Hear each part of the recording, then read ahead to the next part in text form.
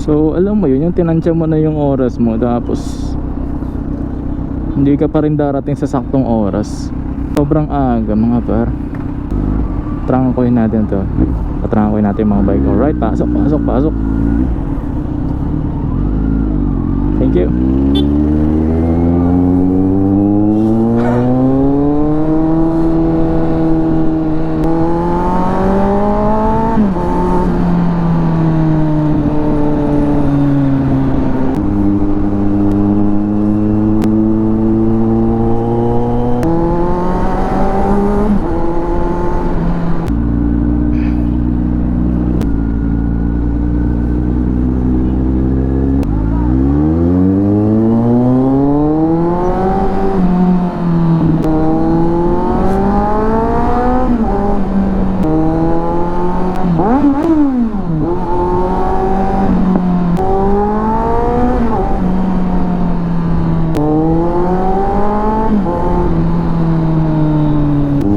Tapos mga pa, ayan, nakarating na nga ako dito sa may Baywalk. Syempre, nagbagal-bagal lang ako at sinamsam ko yung magandang view.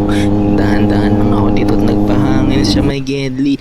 Ayan yung view mga par. So, walk around lang muna, muni-muni. Syempre, sa time na ito mga par, nagmuni-muni ako para medyo mas maangas. Ayan, so, hinawi ko muna yung buhok ko. Tapos, naglakad-lakad ako kung saan-saan. Tumalikod muna ako sa camera para naman mas dating konti, ano.